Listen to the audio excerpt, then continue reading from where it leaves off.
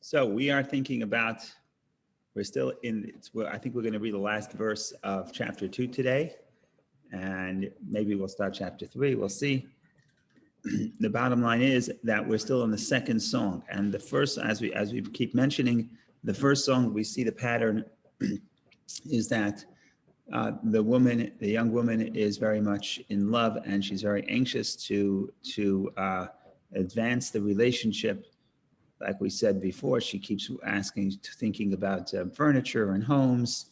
She wants to know where he is, where her beloved is. He doesn't really tell her. He's more like, well, you go look for me. And that's the end of song 1. And then you get to song 2, and it's a retelling of the story by the woman, but from the man's perspective.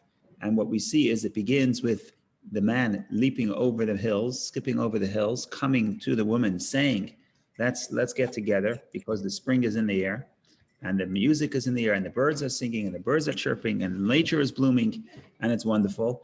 And now he is obviously very much in love and very anxious to get together. She is less so. And that's what we read last week. She says, well, come back. Oh, did we read last week? No, we didn't say that.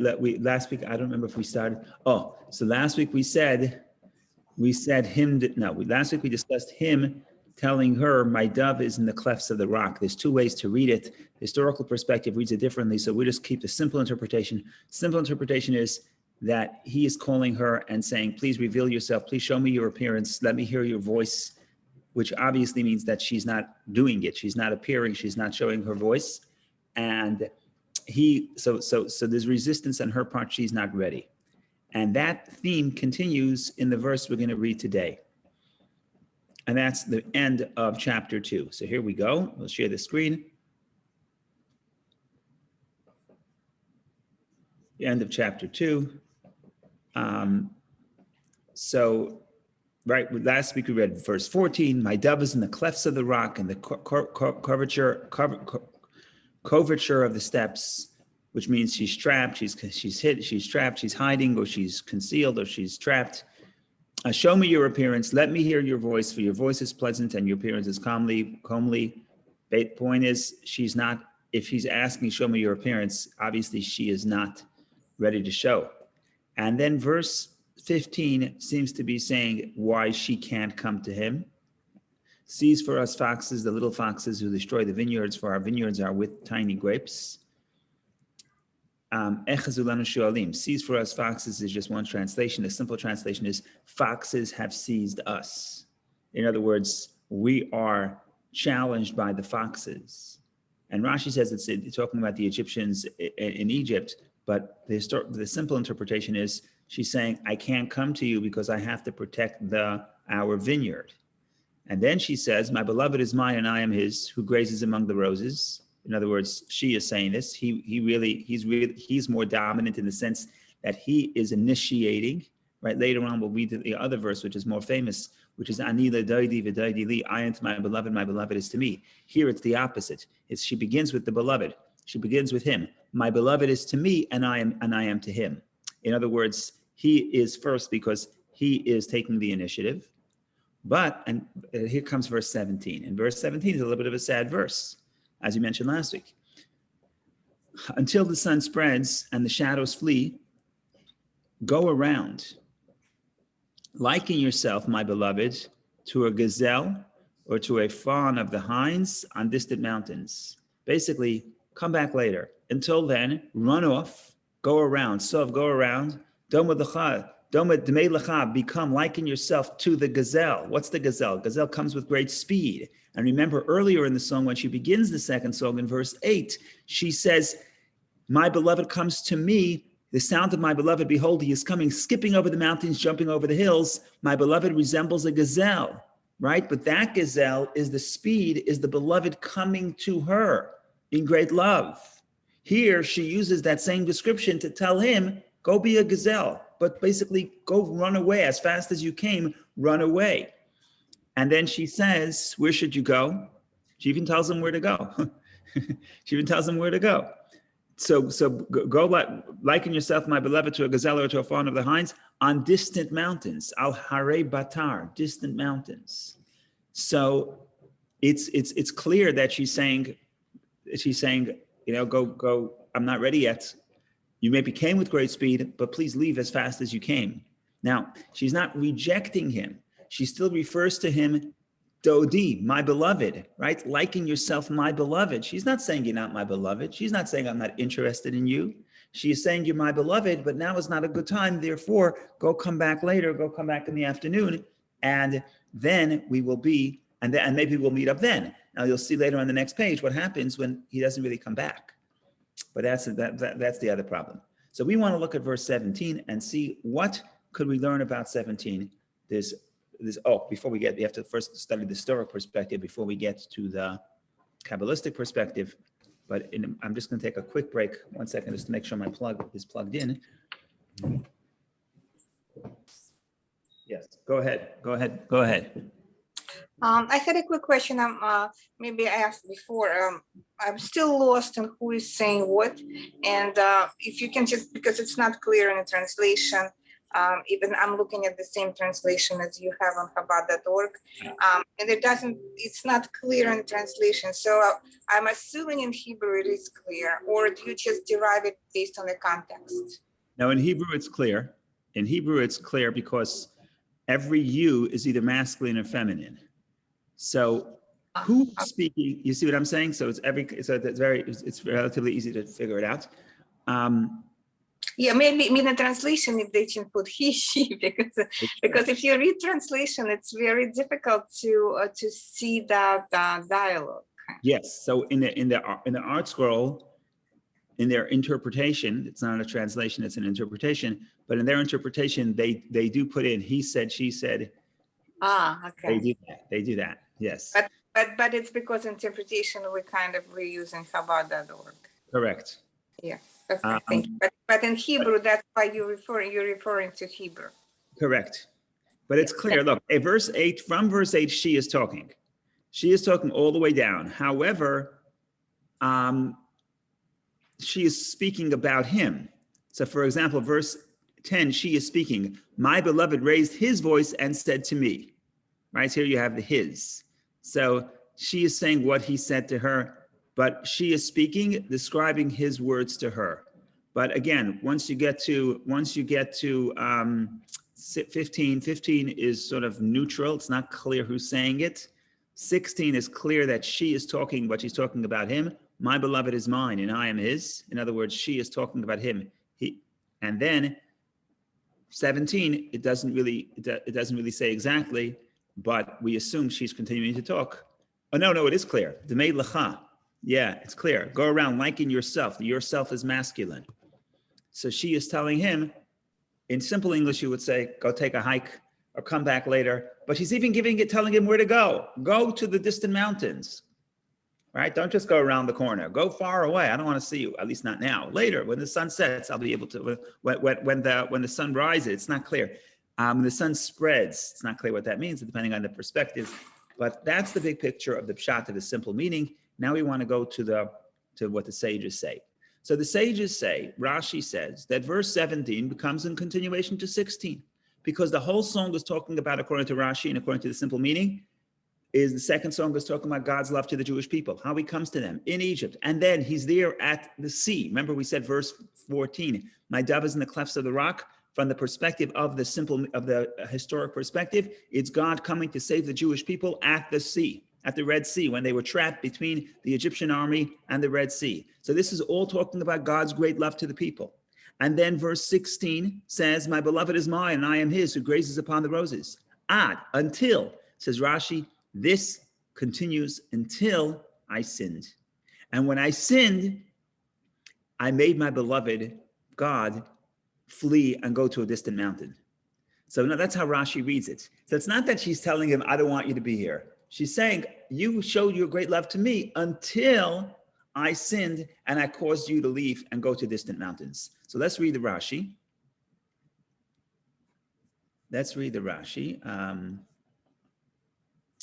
Until the sun spreads, says Rashi, this refers back to the preceding verse, My beloved is mine and I am his. So this love, this relationship, this reciprocal relationship where he is to me and I am to him, where he expresses his love to me and I express my love to him, that reciprocal relationship lasted until the time that the iniquity caused the sun to darken me in the heat of the day. So Rashi is explaining that metaphor of the sun spreading. The sun spreading means I get tanned. And we already know from from chapter 1, when she says, I am black but beautiful, that black being tanned, it was a sign of the opposite of beauty. So she's saying, I caused the sun to spread. I caused exposure to the sun, and that's through sin. And the heat to intensify, and the shadows flee. In the middle of the day, the shadows flee. In the morning, the shadow. But by the time noon comes, there's no shadow. What does it mean there's no shadow? So shadow is a metaphor for the divine protection, God's protection of the Jewish people. And the shadows flee. We sinned with the calf.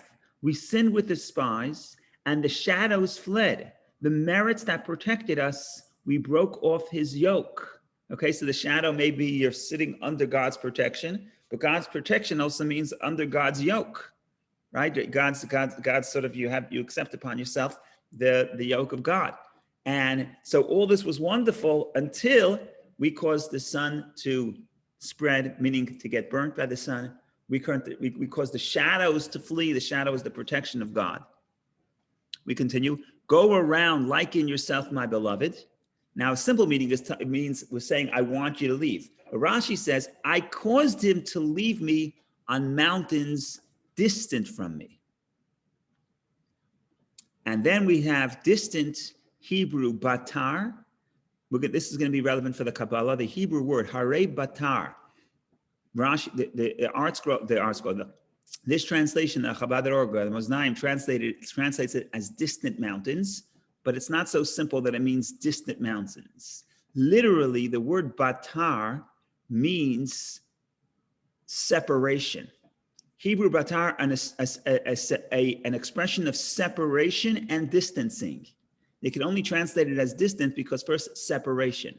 Batar is to separate. What's an example? Rashi doesn't say it, but the Hasidic interpretation brings it. For example, in the Torah, we know there's what they call the covenant between the parts. When God tells Abraham that that his descendants will be in exile 400 years, and then they'll come back to the land.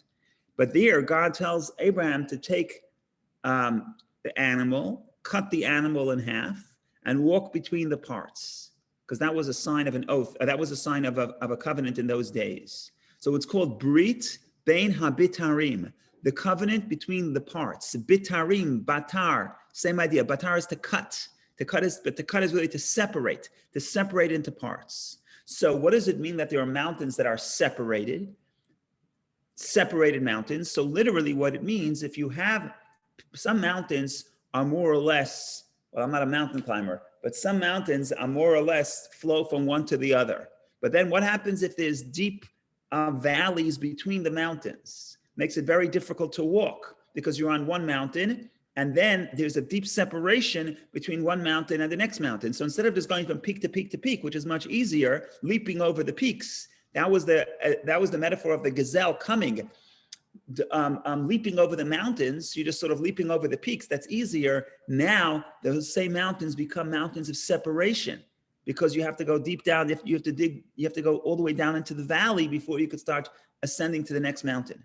So that's what Rashi says. It's really mountains of the word. Rashi gets into the grammar. We translate it distant mountains, but they're distant because they're separate. So ultimately, in other words, essentially, the word is separation. And that is going to be very important to the Hasidic interpretation. Okay, so far we did two dimensions. Simple dimension is she says, well, you're coming to court me. You're coming to visit me. I'm not ready now. Come back for lunch. Go flee on the distant mountains. Come back later. Come back in the afternoon. That's the simple meaning. The historical meaning is God is showing his great love to the people, and the people say, until this lasted, this was wonderful. It lasted until we sinned. When we sinned, we caused God to flee to distant mountains. What does it mean? Also now we're burnt, we're exposed to the sun. Now we're darkened by the sin, and now we lose God's shade, which is the protective shade of God's providence. So that's the two dimensions: the pshat, the simple meaning, and then we get to the historical perspective. And now the fun begins. We get to the Hasidic perspective.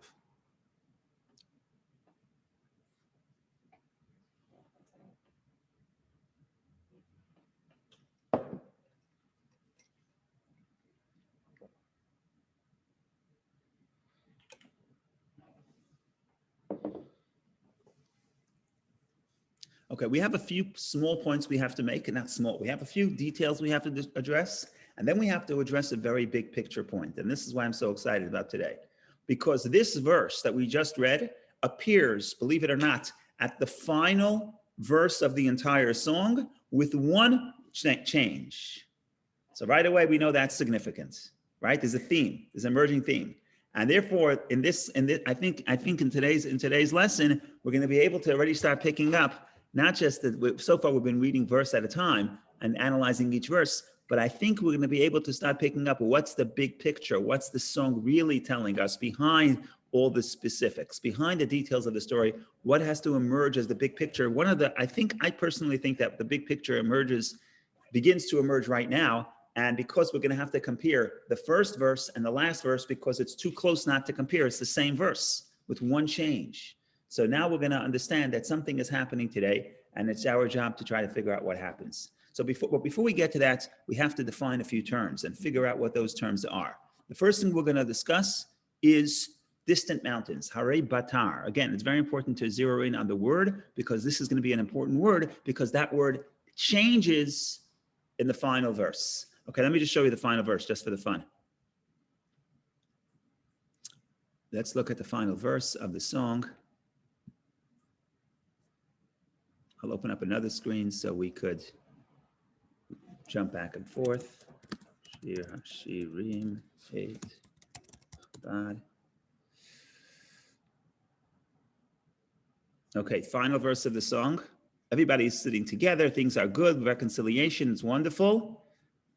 Flee, my beloved, and liken yourself to a gazelle or to a fawn of the hinds on the spice mountains. Same verse. Except instead of mountains of separation, it's mountains of spice, bisamim. By the way, they both start with a bays and they have a sin sound, bisamim, basar. So it's very interesting how similar it is, right? Today's verse we read, until the sun spreads. Hey, liken yourself, my beloved, to a gazelle, to a fawn of the hinds on distant mountains. The final verse of the song, which is, we have to figure out there's multiple ways of reading that verse and what exactly that verse is saying, but suffice it to say, the same verse appears with one important change. We have to analyze this, and like I said, once we figure out what our verse is telling us, we'll also understand a little bit we'll begin to understand the big trend of where this book is going. What's the overarching message? It's very nice to look at verses in isolation, but at some point, once we start making progress, and we have been making progress, because I think we're already in the 15th class, and we are already at the end of chapter 2, 8 chapters, but we're already making some inroads. So we already are able to see we have enough of the puzzle to already see the outline. You make a 1,000-piece puzzle, it's detail. You get 20% of the puzzle, you could already start seeing the picture. Begin to see the picture. Okay, so the first thing we want to discuss is mountains of distant mountains. But Rashi already told you don't need the Kabbalah to tell you this. Rashi says distant mountains are really, the word means mountains of separation. Separation is beautiful. It's a beautiful word. It also applies to this week's parsha. Why? What is Judaism? Judaism is oneness. Holiness is oneness. When a person is in a state of spiritual redemption, when we're close to God, we see oneness everywhere. We're when it comes to laws of Shabbos, they say there's 4 domains, but biblically there are 2. There's the private domain and the public domain, which means there's a place where you own, it's your house, and then there's the public domain that belongs to everybody. And you cannot carry on Shabbos from the private domain to the public domain, or from the public domain to the private domain. Okay, but mystically speaking, those translations are not perfect, because we don't say it's not private and public. In Hebrew, it's Reshut HaYachid. There's the domain of the singular, and then there's the domain of the Rabim, the domain of the many.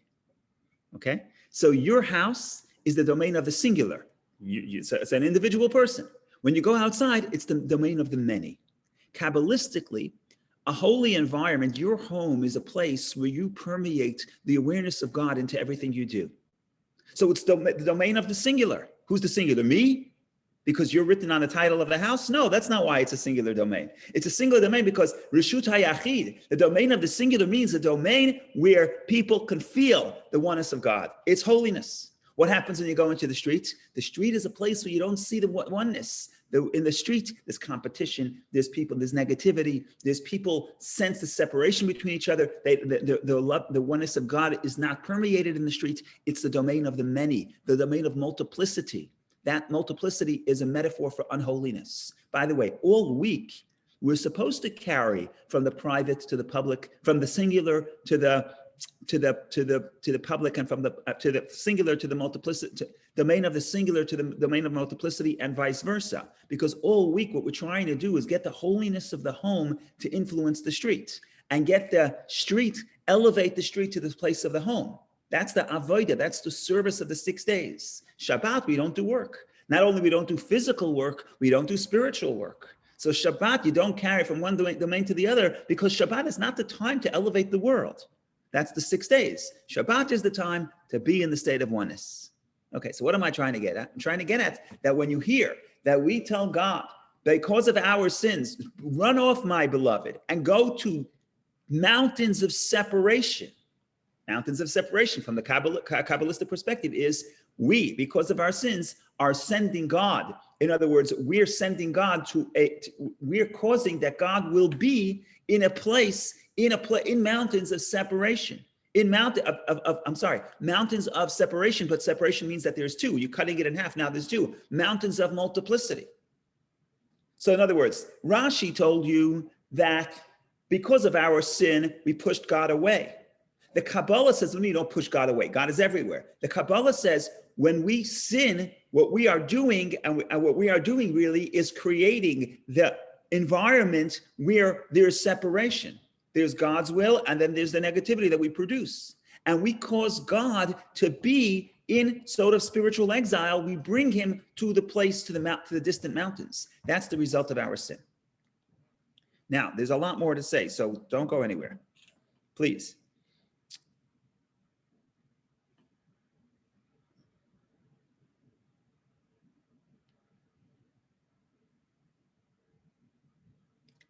This explains the word that we explained earlier in a previous verse. Explain the word, go around, liken yourself, my beloved, as a gazelle, to a gazelle or to a fawn on the hinds on distant mountains. What are we saying here? We're saying here, so distant mountains is that through our sin, we cause God to be in a place of separation, where the oneness of God is not felt. But to go there, God is like a gazelle. God is like a deer skipping, which represents speed, leaping. What does that mean? So what that means is as follows. Remember when we discussed 2 weeks ago, when we said that God is coming to us in Egypt like a gazelle, it means there's a leap. If there's a leap, it means that it's not a chain. There's a leap. A leap would mean when you come in a way, how do I say this? How do I explain this? A leap would mean when you come, when there's a great distance between where you're coming from and where you're going to. And the bigger the gap of the place where you're coming from to the place you're going to, the bigger the leap. So when God comes to Egypt, that's a leap to come get the Jewish people. But when God goes to exile, in other words, when we sin and we go to exile and God himself goes to exile and God himself is with us in the place of sin, that is also a leap. Why is it a leap? Because what's a leap? A leap is a great distance, a great gap between the place you were from, the place you were, God's essence, and the place you're going to. And if it's only a gradual change from where you were to where you are, then it's not a leap, then it's a step. A leap would mean that there's a great a distance between the two. So we are causing God to leap. Leap would mean to go over this great gap, to have this to jump to a completely opposite, polar opposite reality, from a place where we're of oneness to a place of distance and separate. Distance is the result to a place of separation. That's the first point. So first point, everything seems bad because we're so bad. When we go to exile, when we sin, we cause that God has to leap and come to the mountains of separation.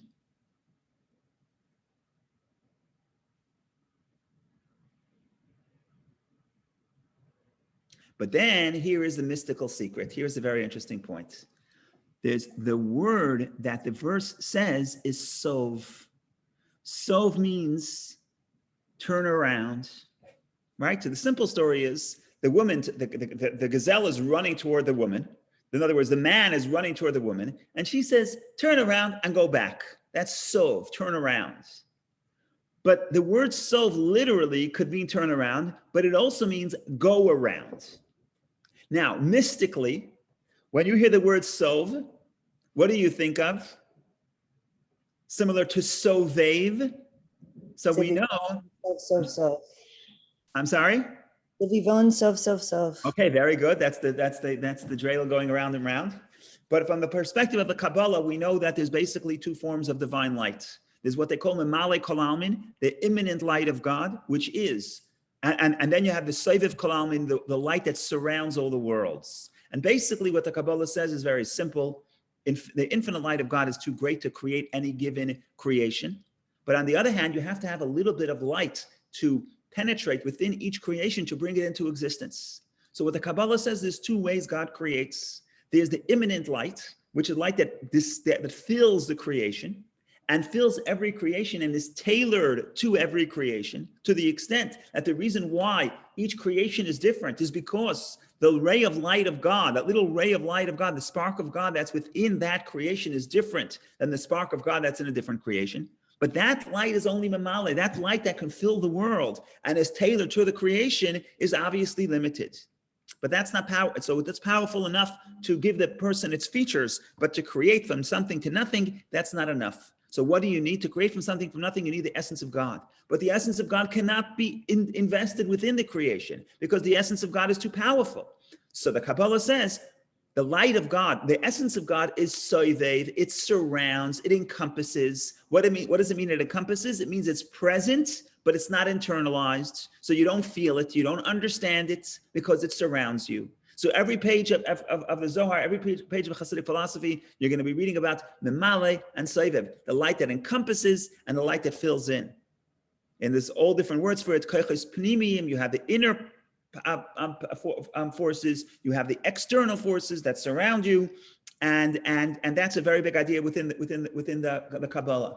What are we saying here? We're saying in exile, God is concealed because now you see separation. But the irony here is, I don't know if irony is the right word, the interesting thing here is counterintuitively, because God has to descend into a place that's so distant and so far, what level are we touching? We're touching sovev, go around. We're touching the encompassing light. In other words, holiness is the light that's immanent. Holiness means I could see and grasp the holiness. This object is holy because the divine light permeated this object. But what light am I seeing? I'm seeing the limited light. When you talk about exile, when you talk about a place where God is concealed, if God is concealed, then the holy light, we'll call it the holy light, the immanent light, the light that fills the worlds, is not present because you can't see it. So it's not revealed. But what is here? The essence of God. So how come I can't see it? Because it surrounds. In other words, when the creation pushes away and conceals the light of God, that limited light of God, which creates holiness, what are you left with? You're left with the essence of God that surrounds the creation. It's not really the essence of God, it's the essence of the light, I should say, to be exact. It's the essence of the light. In other words, not the ray of light, but the essence of light which surrounds the creation. In other words, what am I trying to say? I'm trying to say that what did we say? We said through our sins, we caused God to leap very low. We caused God to go very low. geographically outside of Israel, but also spiritually. We're causing God to go to a place of spiritual darkness. Okay, what part of God could descend to the spiritual darkness? Only the essence of God, because the essence of the light, because the essence of the light can be anywhere, because it's not enclosed within the creation, it just surrounds it. So let's go back and read the verse. Let's go back and read the verse. And every nuance of the verse is precise. Until the sun spreads and the shadows flee, in other words, because of our sins, so go around. In other words, we know we lose our connection to the imminent light, because in exile, the imminent light is not revealed. But what do we have? We have the encompassing light.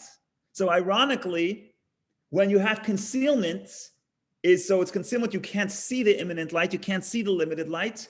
But what is present, what is protecting us? It's the soivev, it's the light that surrounds, which is a much deeper level of godliness, but we can't see it. And therefore, liken yourself, my beloved, to a gazelle. And that's the idea of a gazelle, because you have to have the gazelle, because you have the speed, because you have the leap, because God is coming down so low. The only way you can go down so low is if your source is very high. And there's all kinds of ways of explaining that. If you're a scholar, you can explain your wisdom to a graduate student. If you're a super scholar, you can explain your wisdom to a child in the first grade, right? That's the metaphor of the higher you are, the lower you can descend. The problem is the kid in the first grade doesn't really see, it doesn't understand the depth of what you're telling them, but it encompasses, that's the encompassing light. This also ties into the idea, this discourse that I'm reading from is not part of Rabbi Shneur Zalman's teachings on the Song of Songs. It's not printed in there. It's printed in the Rabbi Shneur Zalman's teachings on, believe it or not, you would never guess, on the Scroll of Esther. What does this got to do with the Scroll of Esther? The Scroll of Esther is fascinating. Why? First of all, because it happened in Persia. No, I'm kidding.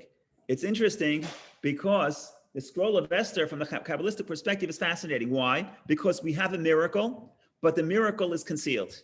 In the language of the Kabbalah, it's a nes, it's a miracle that's enclosed within nature. In other words, God's providence is very much present, but we don't see it. It's not like Hanukkah, where the unexpected happen. Certainly not like Purim, where it's certainly not like the splitting of the sea. It's a very natural story happened. The queen was Jewish, so the queen saved the Jews. Nothing defies nature here. It's just coincidence. It seems that it's just coincidence. Says the Kabbalah, very interesting thing. The nature that is enclosed within the miracle that's enclosed within nature, because it has to come lower, it comes from a much higher source within God. So the providence, the fact that God is watching over us in the time of exile, even though we don't see it, and it's not obvious, and it looks like just a collection of random events that saved us.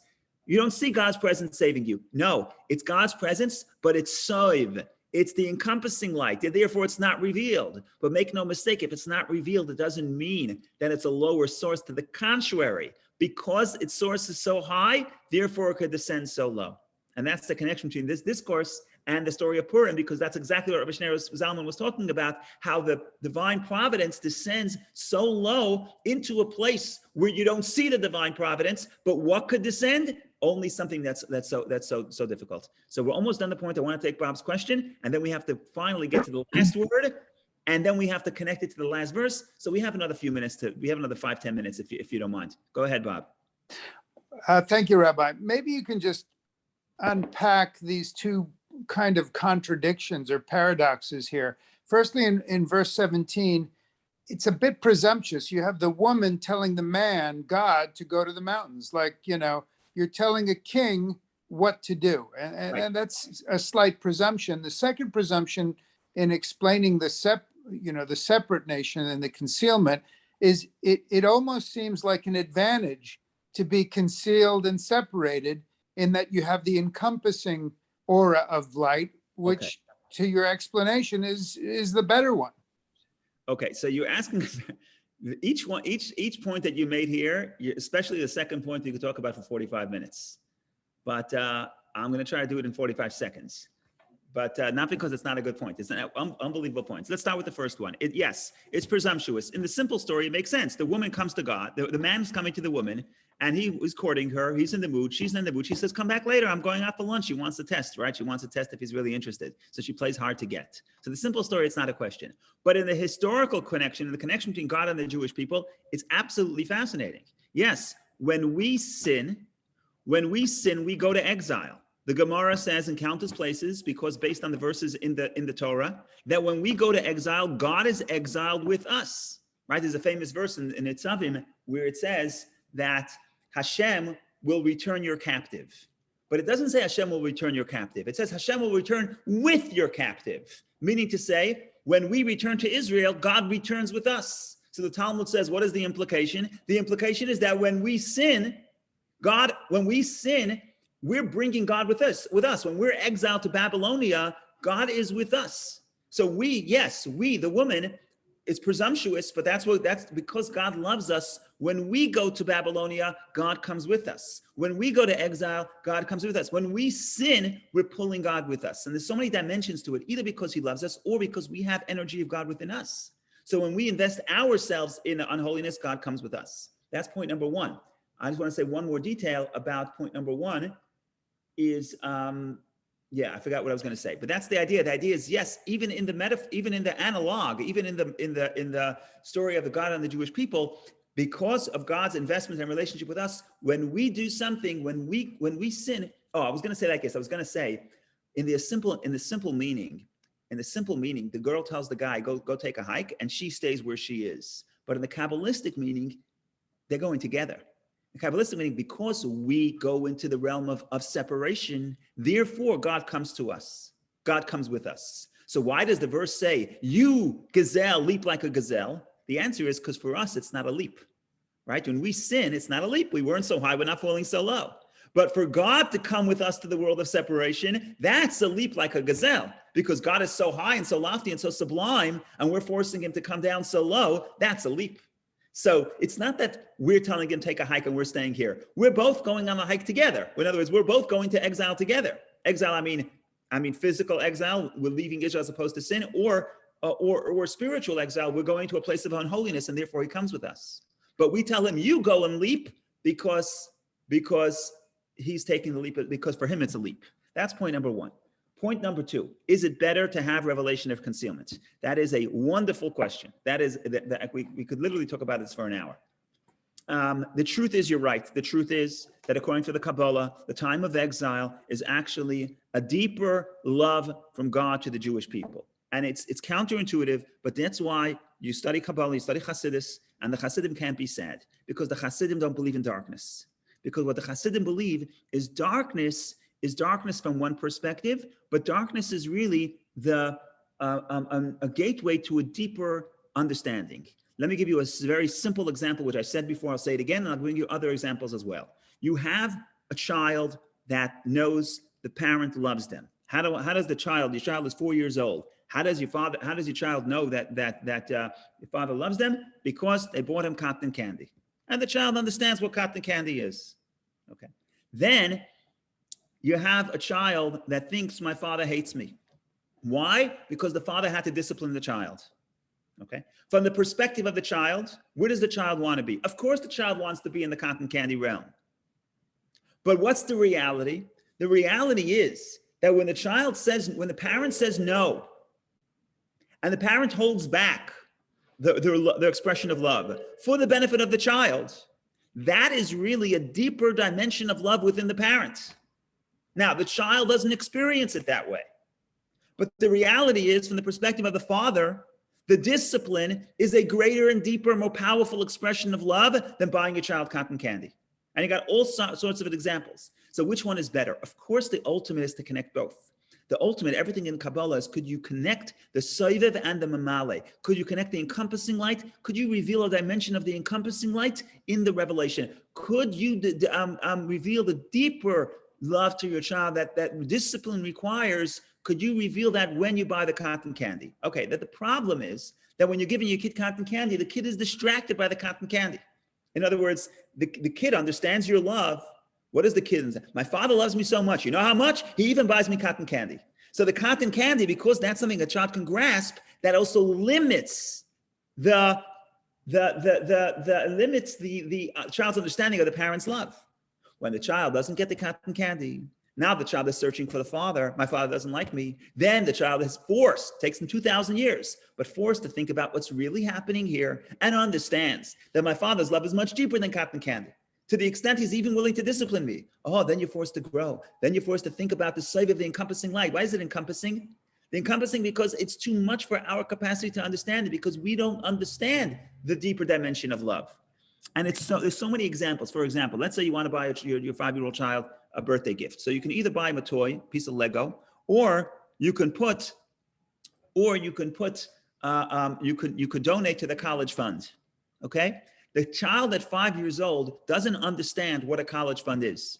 And if you say, Grandpa, if you come to your child at home on their 5th birthday and you say, here's what I bought you. I bought you a certificate. This is the certificate of deposit for your college fund. Don't do that. Your child is not going to want to talk to you, because the child wants birthday cake. He wants a cupcake. He doesn't want a college fund.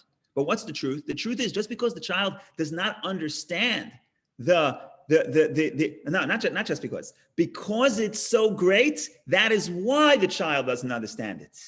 That's the point. Because it's so great, that's why the child doesn't understand it. And you're right, Bob, that this is radical, but this is the Kabbalah's perspective of exile. What is exile? Exile is a deeper dimension of the divine love. Do we see it that way? No. That's why we pray for redemption. But in some sense, there's an advantage to exile over redemption. Believe it or not, it's radical. You're 100% correct. Thank you, Rabbi. Okay, I got to just get to one more verse. One more word. I have to compare it to the end of the verse and tie it into everything we said, and then let people go, because Erev Shabbos, so you have to stop making the challenge and you have to start getting ready for Shabbos.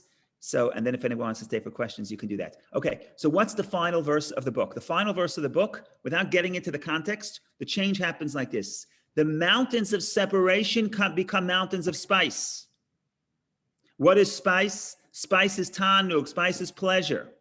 We know, according to the Kabbalah, the deepest capacity with the deepest part of the human experience is pleasure, and that it reflects that's only a reflection of God. The essence of God is felt in the pleasure, right? If you think about it, what gives you pleasure, that touches your essence, right?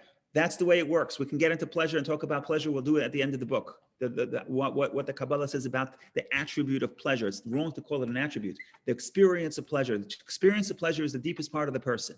Now, what's happening here? Specifically through the exile. Now, Bob is going to be upset at me again. I'm kidding, because I'm saying something radical. Specifically through the exile, the purpose of the exile is that we discover that deeper dimension of God available through exile. And when we overcome that and heal the exile and transform the mountains of separation and find the unity of God, even in the exile, even when it's not obvious, what do? What do we produce? We produce the mountains of spices, which is synonymous for the mountains of pleasure. This is the true pleasure to God. In other words, what's the true ultimate purpose of exile? To transform the exile. Transformation of exile, transformation of negativity is much more pleasurable to God than had there been no negativity to begin with. The ultimate pleasure comes from transformation, which is basically, in a sense, the overarching theme of the book. And Bob, I want you to stay for at least 60 seconds and then you can go, because it addresses everything we've been saying till now. What's the purpose of the book? When you read this book on a simple level without any Kabbalah, it's basically a book about a bunch of missed opportunities. That's basically what happens. When he's interested, she's not. When she's interested, he's not. Eventually they get married. You'll see in a minute, next week, in a few weeks, they get married, and it's happily ever after for about, they praise each other. There's 2 chapters describing the wedding. After the wedding, they're happy for about 1 verse. And then crisis again. And what's the crisis? Again, missed opportunities. She doesn't want to open for him. By the time she remembers to open the door, he's gone. It's basically a book about missed opportunities. And it's nice because it describes human life. But that's a depressing book. And that's not why it was included. It's not why Rabbi Akiva says this is the holy of holies. What are we saying? What we're saying really is that there's no missed opportunities. In life, there's revelation and there's concealment. There's going to be times where we feel close to God, we feel intimate with God, and there's going to be times where we feel distant, and we are distant because of what we do.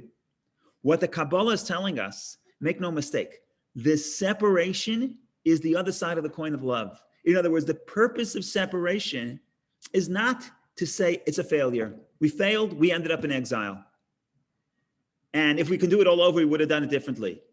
But in other words, it's capturing our failures as and that is the point of the story. No, the purpose of the book is to tell you that you know why we fail, you know why God creates concealment, so that we can find the deeper level of love of God's love to us and our love to God that is not available in the times of the temple where we see the cotton candy, we see the cupcake. When we get to exile and we're forced to dig deeper and find the deeper love of God to us and our love to God, and then we transform the exile to pleasure. So in other words, the missed opportunities are not really missed opportunities. The missed opportunities are opportunities to actually find a deeper connection to God.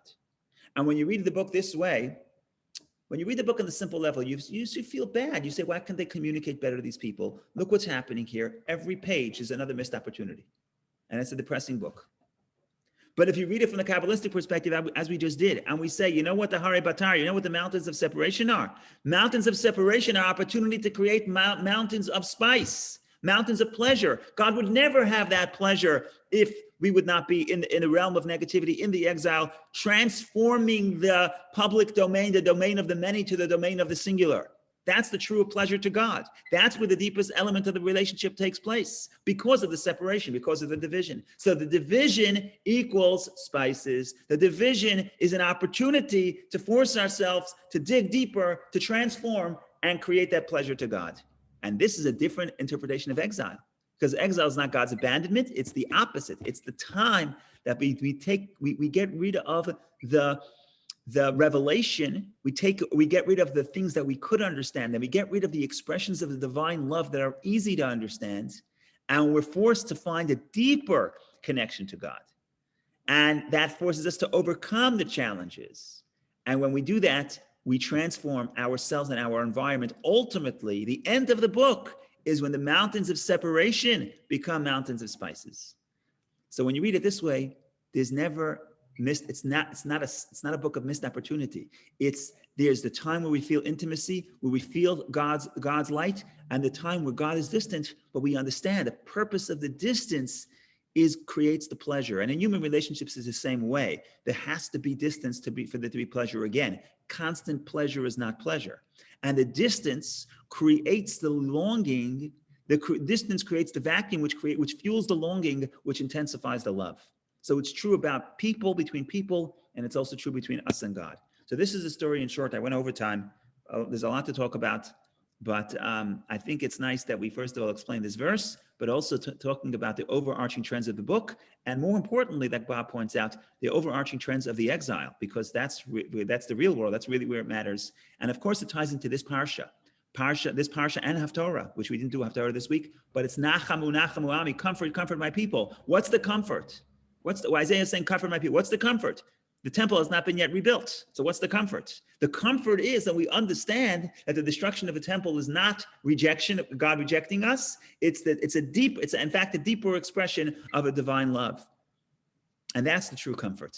And that's why we could be comforted even before Mashiach comes, because it gives us a deeper understanding of what the purpose of the exile, which then motivates us to correct and transform the negativity, to transform the mountains of separation to mountains of spices, and then we'll all end up in Jerusalem with the coming of Mashiach speedily in our days. Thank you so much for joining. This has been fun as always. Thank you.